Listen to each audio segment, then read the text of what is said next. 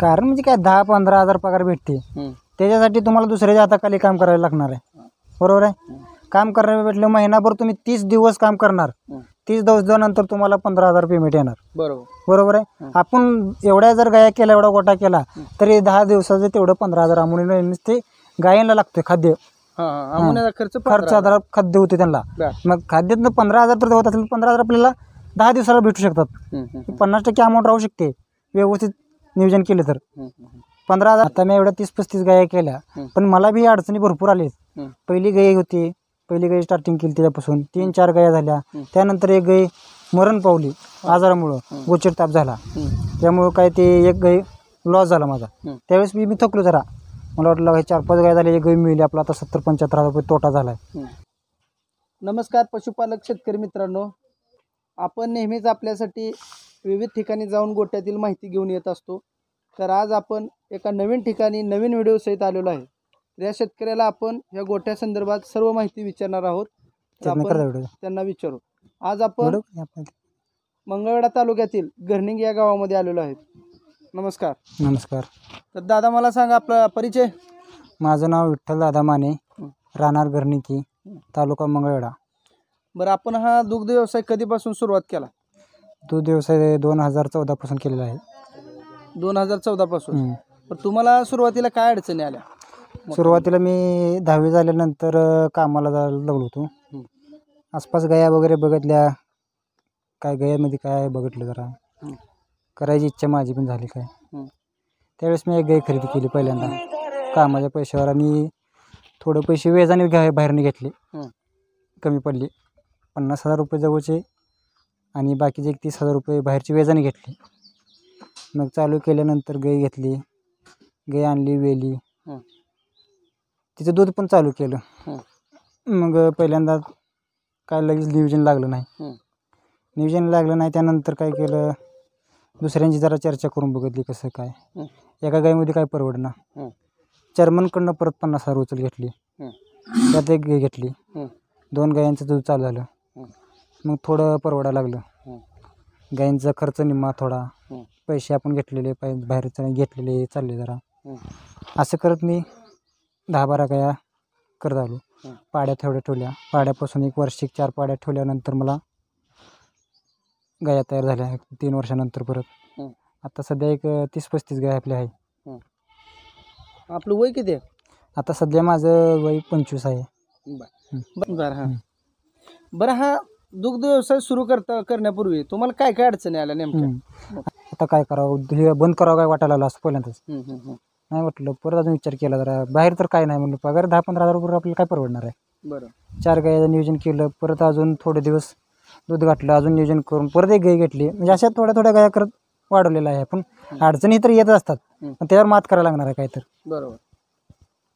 बरं, आता समजा एखादा नवीन उद्योजक जर हा दुग्ध व्यवसाय करायचा म्हटलं तर त्यानं कशा पद्धतीने करावं, असं कसल्या गायी त्यानं सुरुवातीला घ्यावं असं वाटतं तुम्हाला? पहिल्यांदा दूध व्यवसाय करणार आहे म्हणल्यावर चाऱ्याचं तर नियोजन असणार त्यांचं, आणि ज्यांचं नसेल तर थोडी अडचण येणार त्यांना. थोडी स्वतःचा चारा असेल तर 2 गाया पहिल्यांदा घ्यावी त्यांनी. एका गाईवर परवडणार नाही, 2 गाया घ्याव्या लागणार त्याला पहिल्यांदा. त्यानंतर एका गाईचा फायदा राहील, एका गाईची पेंट चारा जाईल त्याचा. आणि सावकाश थोडं हळूहळू वाढ झाली, एकदम जर नाही पण लॉस होणार, अडचण येणार. बरं, आता लॉस होणार, अडचणी सगळं सांगता तुम्ही, पण बऱ्याच लोकांचं पोरांचं असं म्हणणं आहे की ह्या गायांचं शेण काढण्यापेक्षा कुठं तरी जाऊन 1-2 पैसे नोकरी केली तर बी घर चालते. असं पण घर चालते आणि तसं पण घर चालते. मग ही एवढा मोठा व्यवसाय करायचं काय कारण आहे असं त्यांचं म्हणणं आहे. तर मग महिन्याची किती झाली? महिने 15-30 45,000 म्हटलं तरी राहिले तरी ते 40,000 रुपये तर राहू शकतात. बरोबर. मग 15 दिवस महिना काम करून तुम्हाला किती भेटणार आहेत? 15,000 रुपये भेटणार आहेत. आणि हे तर काम करायला किती लागणार आहे? सकाळी 2 तास आणि संध्याकाळी 2 तास. बरोबर. एवढंच काम करायला लागणार आहे तुम्हाला. आणि मालक काय असेल तुम्ही स्वतः मालक होणार आहे, कोणाच्या हाताखाली काम करायला लागणार नाही. ते कामासाठी तुम्हाला काय बी करायला लागणार, कोणी इकडे जा तिकडे जा, म्हणजे ती लावल ती काम करण्यापेक्षा आपण आपल्या स्वतः मालक आहे आपण. कधी बी उठू शकताय, कधी बी 4 वाजता नियोजन तुमच्या पद्धतीने तुम्ही करू शकताय. बरं, आता समजा एखादी गाय गोट्यामध्ये आजारी पडली किंवा एखादी गाय म्हणजे भरवायला आली किंवा वाप केली तर ही तुम्हाला कसं काय लक्षात येते? एवढ्या 35-40 गाय आहेत, मग कसं लक्ष ठेवताय तुम्ही? काय आता गायींना कोड आहेत, आपले टॅग मारलेले आहेत, त्याच्यानुसार कळते. एखादी गाय आजार असेल तर तिला लगेच जाणवतं दूध वगैरे कमी येतं दिवसाचे. सध्या 10 लिटर दूध देत असेल तर 5 लिटर देऊ शकते गाई. माझ्यावर असेल तरी बी दूध कमी देऊ शकते. त्याचे गाईचे लक्षण दिसतात काय बाबा सध्या. का चारा बिरा दिसत नसेल तर बाहेरून लक्ष देते. आजारी असल्यामुळे डॉक्टरला बोलवायचं, डॉक्टर ट्रीटमेंट करतात काय. हां बरं, आता दुसरा विषय की गाई एखादी समजा तुम्ही भरवली तर कसल्या प्रकारची सिमेंट भरवता तुम्ही? आपण आतापर्यंत याच्यावर भरवत आलेलो आहे. डेन्मार्क ही आता टाकलेले आहेत काही गायांना पण. मग आता तुम्हाला असं वाटलं नाही बाबा ही उन्हाळा दिवस आहे, मग ह्या दिवसात आता गाभण राहत नाहीत, मग आता ह्या दिवसात कसं करताय? ह्या दिवसात काय नाही. आता सध्या माझ्यावर नाही आपल्या काय भरवलेल्या आहेत सगळ्या. पण माझ्यावर असेल तर बघायचं, त्याचे डॉक्टर चेक करायला लावायचं कॅपॅसिटी आहे का भरणं. पण आता तुमच्याकडे टेम्परेचर किती राहते उन्हाचं?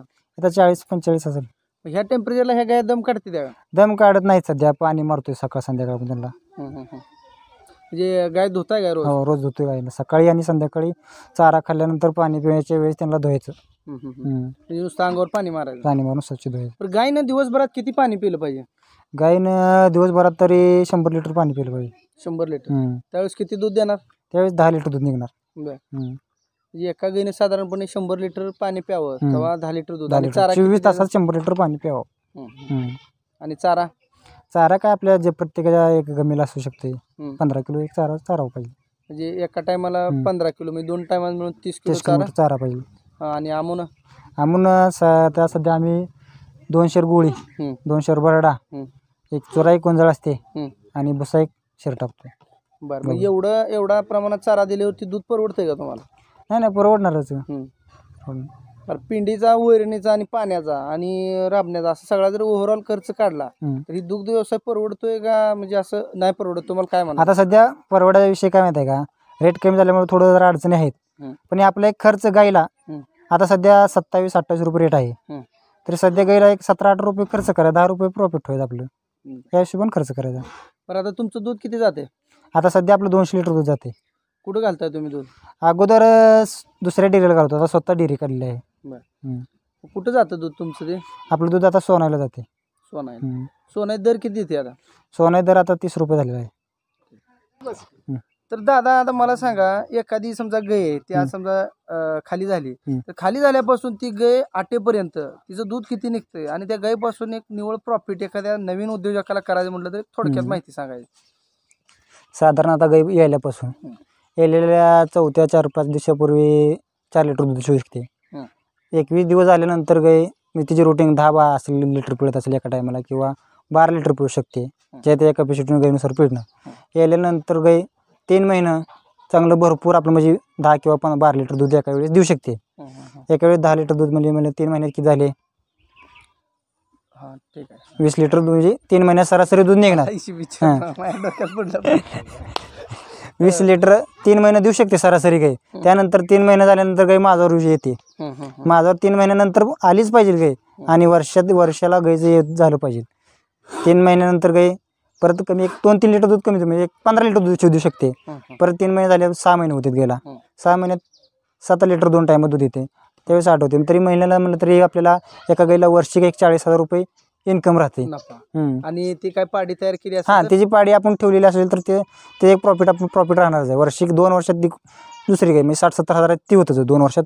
बरं, आता मी बऱ्याच गोट्यावर जाऊन मुलाखती घेत असतो, पण आता तुम्ही मला बरं गावला की तुम्ही स्वतःच एक दुग्ध व्यवसाय पण करताय आणि संकलन पण करताय. संकलन करत असताना दुधाला दर एवढा कमी झालाय तर शेतकऱ्यांनी तुमच्यापर्यंत दूध आणून घातलं जाते, तर त्या शेतकऱ्याला जी काय अनुदानाची पद्धत आहे की 5 रुपये अनुदान ही तुमच्या संकलनामार्फत मिळते का? हो, आपण मिळवून दिलेलं आहे सर्व उत्पादकांना.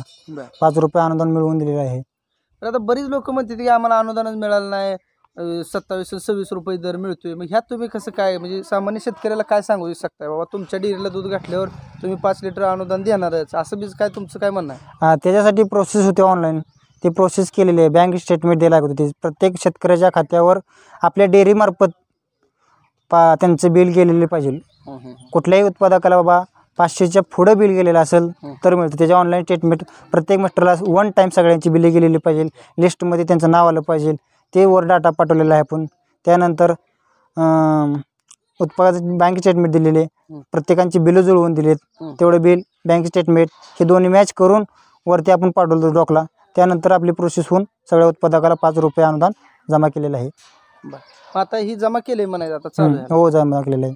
बरं बरं. मग आता अजून एक मला विचारायचं होतं की आपल्या भागामध्ये दुधाचे दर किती असावे आणि शेतकऱ्याला किती मिळावे असं तुम्हाला वाटते? शेतकऱ्याला सरासरी रेट लय राहिलं 35 रुपये तर फिक्स रेट असावं. म्हणजे आता साधारणपणे बघायला गेलं पाण्याची बाटली जरी आपण आता उन्हाळ्या दिवसात घेतली तर 20 रुपयाला जाते. 20 रुपयाला आणि दुधा दर म्हणल्यावर काय होतं 25 आणि 30 25 आणि 30 रुपये. म्हणजे पाण्याला जी दर आहे ती दुधाला नाही म्हणायला काय हरकत नाही. तर तुम्ही तुमच्या पद्धतीने आता प्रयत्न करतच आहात की शेतकऱ्यापर्यंत 5 रुपये अनुदान द्यायचं तुम्ही आता सांगितल्या पद्धतीनं. तर आता तुमचं टोटल संकलन किती आहे? संकलन सध्या आपलं 2.5 लिटर आहे 2 टायमाचं. कुठून कुठून मिळते तुम्हाला दूध? आपण आता 4 ठिकाणी इथून आपली इथे एक डेअरी आहे दाऊल मलिक नगरला घरनिंगची. इकडं मंगळच्या पॉईंटमध्ये चौकामेळ नगरला एक डेअरी आहे. परत मेटकरी वस्तीवर एक आपली गाडी जाते दूध आणण्यासाठी.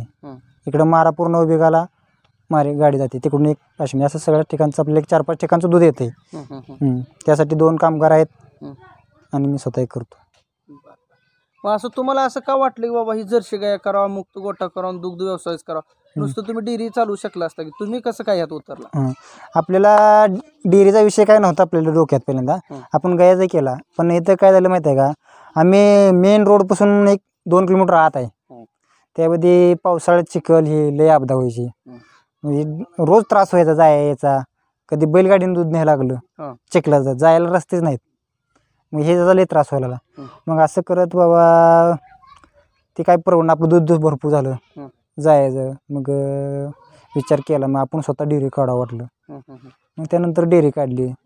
डेअरी काढल्यानंतर मग सगळं जसा विषय म्हणजे डेअरी काढल्यावर तुमचा जो काय पावसाळ्यातला असेल उन्हाळ्यातला हे सगळा प्रश्न मार्गी लागून तुमचं स्वतःचं संकलन चालू झालं. हो, जेवढा वेळ दुधाला दूध घालायला गावात जायचा वेळ लागत होता तेवढ्या वेळात आपलं संकलन होते एवढं विचारायला. म्हणजे आपल्या स्वतःपुरती डेअरी काढली होती पण त्यातनं आपल्याला लोकांनी सहकार्य केलं, सगळ्यांनी दूध वाढलेले आहे. तर आपण चांगल्या पद्धतीनं एक दूध उत्पादक आणि दूध संकलक ह्या दोन्ही पद्धतीने जी काय कामगिरी करताय ते ऐकून छान वाटलं. आपण दिलेला वेळ आपण दिलेला मौल्यवान वेळ आमच्यासाठी धन्यवाद.